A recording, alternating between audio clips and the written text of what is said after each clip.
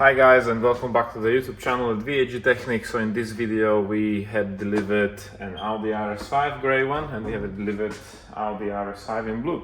So both of the cars were delivered the same day. Both of them have different mileage, both of them have different issues, and both of them have different solution. The grey one on the left corner has an oil leak, and the original plan was, after we checked it, or after the owner told us what he thinks it's leaking, that the engine will be removed. But as soon as I lift the car up, I can confirm that whoever was doing the service previously on the vehicle, or where it was serviced, somebody was too lazy to actually remove the old covers, and they probably didn't replace the copper washer for the genuine one, or is not tight properly.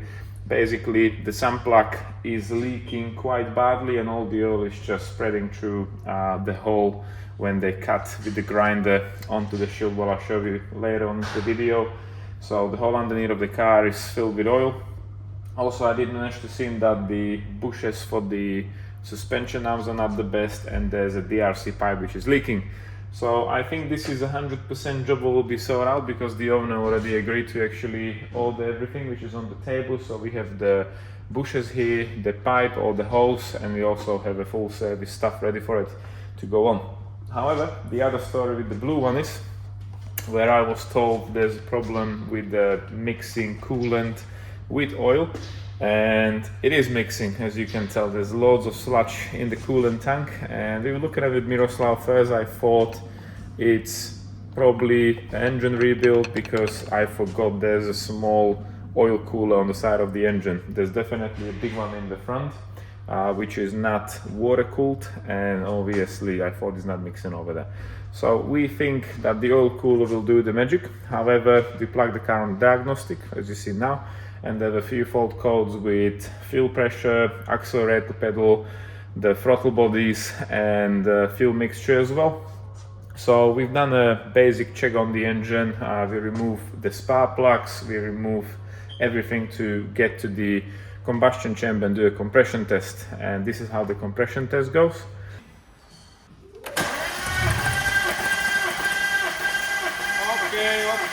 Okay. 14. Okay. 15. Okay. 15. Okay. 15. Okay. 15.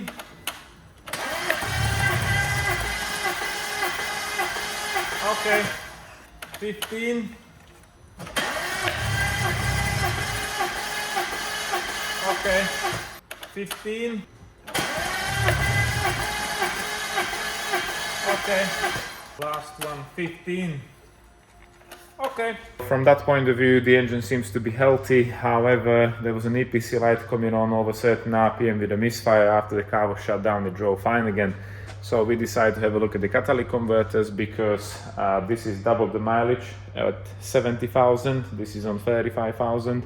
And obviously, as you can see on the footage, the catalytic converters have already some sharp edges, and they start failing, and obviously sooner or later they will become a plaque and it might damage the engine.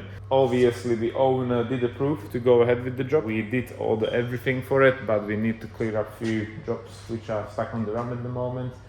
So that will be probably in the process of a few weeks time, but I will be able to work on the grey one, at least on this silly ramp, which is not the best to do for the job what I want to do, but it's the only option. So we will do the suspension arms, whole service. We have all the bolts here for the under tray cover, which are over here, so they will be replaced. And unfortunately, probably I will have to drill all the M8 bolts from underneath, because they just seized up and rusty, and I don't think there will be any other solution to it. So afterwards, the car have to go on the recovery truck to Shrewsbury Audi to fill up the DRC, because nobody locally is doing it, and I think it will be loads of fun. So let's lift the car up. I'll show you the under tray, how it looks like. Whoever was servicing the vehicle before us was just too lazy to sort out the problem with the under tray. They just got a huge hole with the grinder.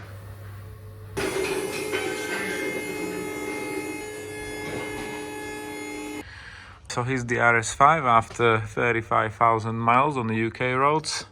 It has some obvious marks that it's a UK car. You can see the shock absorber is getting rusty and all the connections for the DRC. The subframe is basically completely gone, same as the other side. I know some people say it's just a surface rust, but it's a surface rust to a certain point. But the main thing what we'll be doing in this video is basically the covers. And you can tell that somebody was just not sorting out the situation by taking the cover off, because obviously it is pain, I understand, and instead of doing it properly, just cut a hole. And it looks like an old can from a World War II, and it's dripping oil. So I'm not sure if they put a good washer or it's not tied properly, but you can see the oil is dripping over there and inside, and it's going all through the covers to the back. So suspension arms looks like this. I don't think there's a problem with the ball joints, they look good to me. It's just the bushes again, and we will be replacing all the bushes. And on this side you can see how it's all wet. There's a DRC pipe somewhere above us over there. I'm not sure if you're gonna see it on the camera because, oh, there it is. See how it's wet around the valve over there? So we will be replacing the hose which is here. So yeah, we've got everything here on the table, pretty much everything what we need. So I think we can get to it, guys.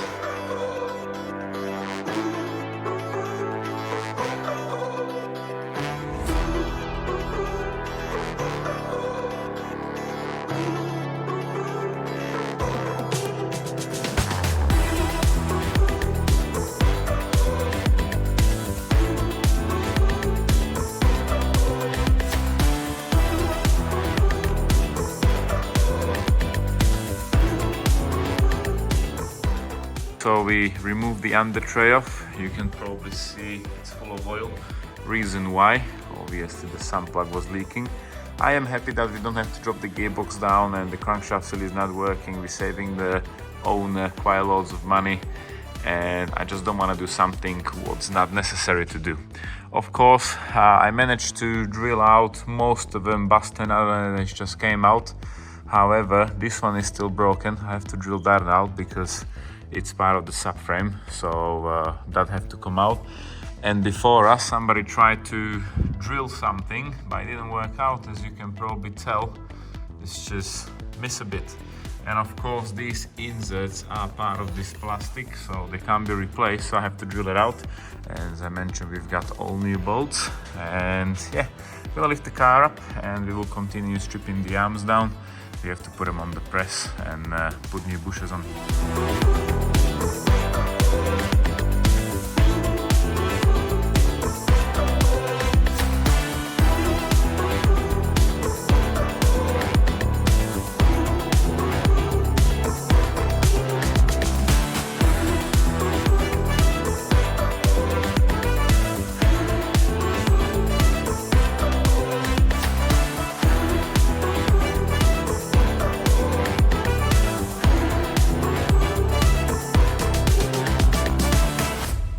Okay, so I removed the suspension arms from the vehicle, and unfortunately again there was some lucky butcher working on the vehicle because the heat shield cover, which is basically behind the arm, has a hole in there. So instead of removing the heat shield as should be done properly, they just bust a screwdriver or something through the aluminium shield which was rattling. So whoever is watching the video, if you don't like to do this sort of a job, just don't do it. Just get a different industry or something, don't work on cars. However, we've got all the new bushes ready to go on, and I'm really hoping this time I will actually record everything what I'm doing, because when I was doing the all-road, fortunately the GoPro didn't want to work properly and I lose all the footage. And once the bottom arms are all done, we will continue to the upper arms, where it's a bit of a pain in the ass because the whole hub is basically aluminium and the bolt going through it is metal. So there's a big chance it will get stuck and we'll have to drill it out.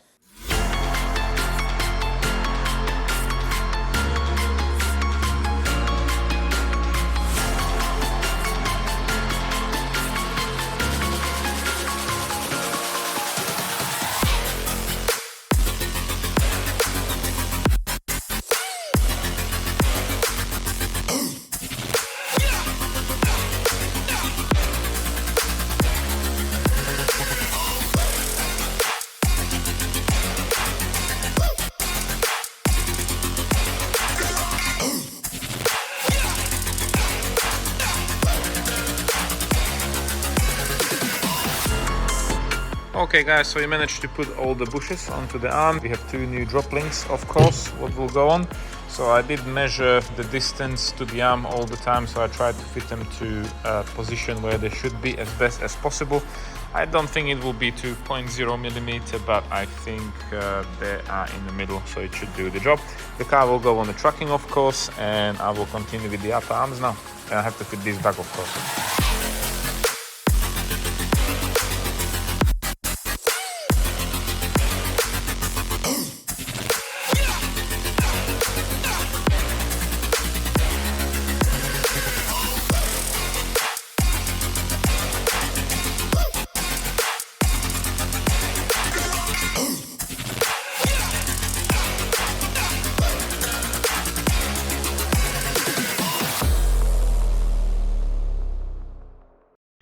Okay guys, so parts on the table again. Remove the suspension arms. It wasn't that bad. I just basically preheat the hub a bit to actually take out the dodgy bolt, which is going through.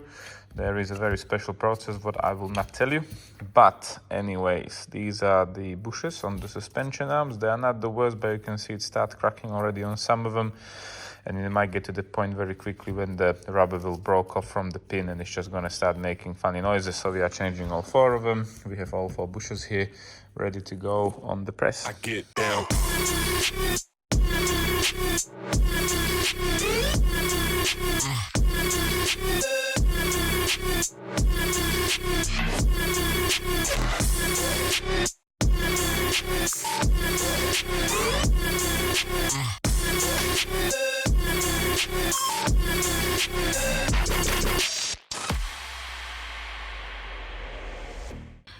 Okay guys, so it was definitely fun. I'm not sure if you can see it.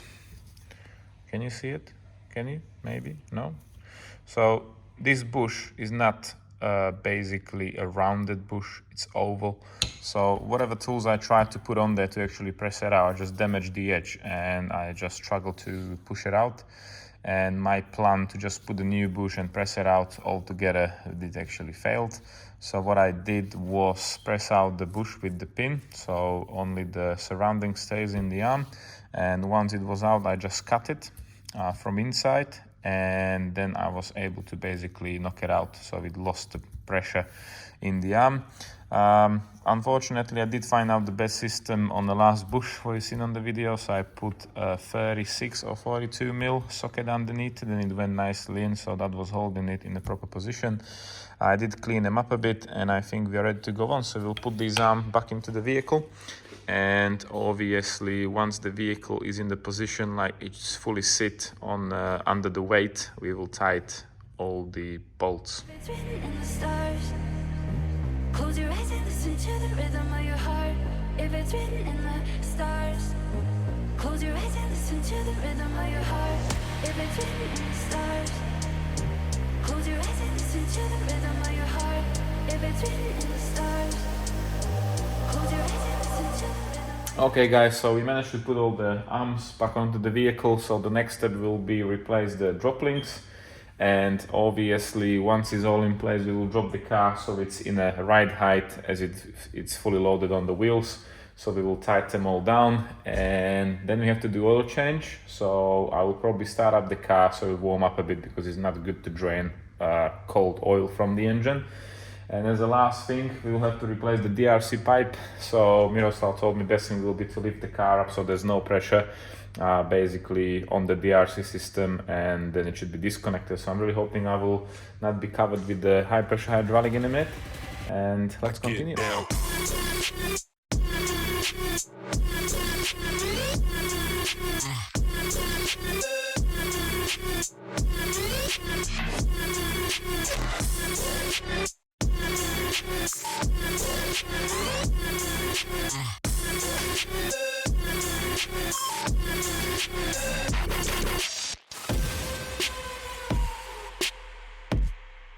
Okay guys, so this is the situation update. I did manage to remove the pipe. It was damaged right on there, how the pipe is basically joined together. So it was replaced. It was really bad pain in the ass, as you probably seen on the time lapse. But anyways, I did use open fire for one reason, because these pipes are aluminium. Of course, I didn't hold it there for like 5 minutes because it will just burn it out. I just tried to heat it up gently, especially around the shock absorber. I know some of you will leave me a comment that it will damage the shock absorber and open fire and car and this and that, but everything have to be done in a nice manner, yeah, because you can even harm yourself with a blade or a knife, yeah, so you can burn the car. But if you're gonna do it the smart way, nothing will happen, which in this case, nothing happened, nothing is damaged, nothing is burned. But the main thing is, what Audi've done, they tried to put it in this sort of coverage or isolator, which is an aluminium pipe, and of course these nuts are metal, so they'll get rusty and everything will get stuck. So as soon as I tried to turn this over, it was twisting with the pipe, which means if I will break the pipe, I have to replace it from there around and completely to the back, which we don't want to do because it's too much money and it's extra material and it will be pain. Also, the second pipe, which is going to the shock absorber, was almost impossible to remove from this joint. So luckily I managed to do it over there, and we just end up replacing the pipe, which was faulty. Now we have a problem that this is all open up, but I did spray some wax protection on there, and it should be like wax from a candle, so it will get nice and sticky afterwards. I will probably put a bit of a grease on the top over the nuts and stuff to just make sure it's protected. And I think we can put the crossbar, which is the support for the subframe, from underneath. Before we will do so, I have to drill out the last bolt which is broken in there, and we will put the covers back on and we can put the wheels on. Then of course we have one more RS5 here, which is, I'll tell you in a minute.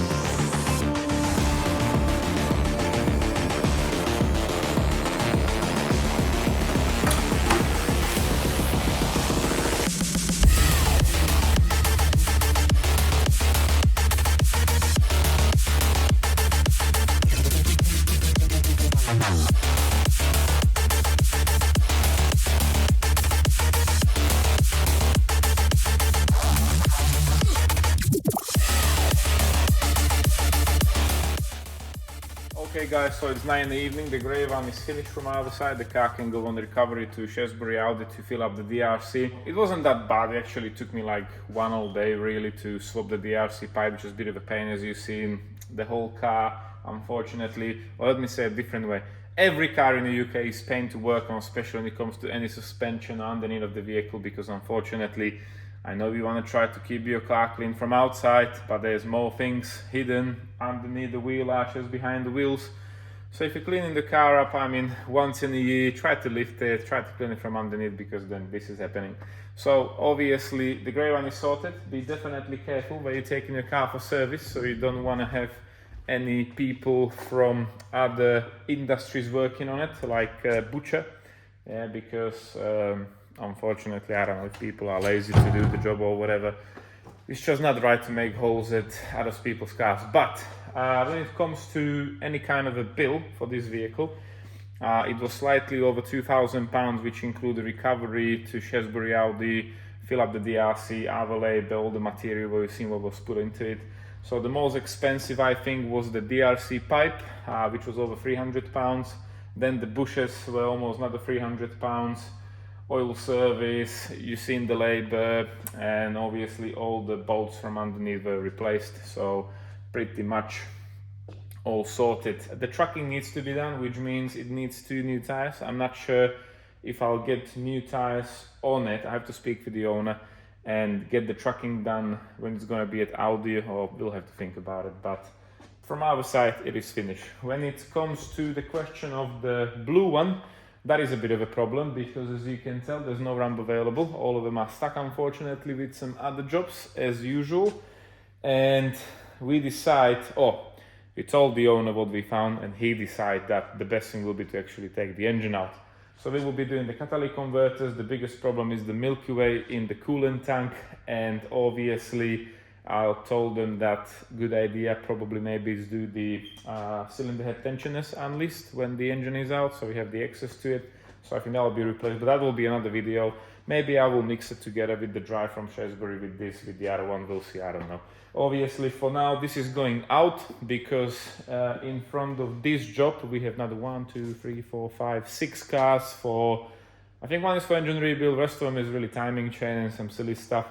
We also do have here what caught fire after a service, so that'll be an interesting video what's coming up, and I'll probably see you in the next video, guys. Thank you for watching, and I'll see you in the next one. Take care for now, bye.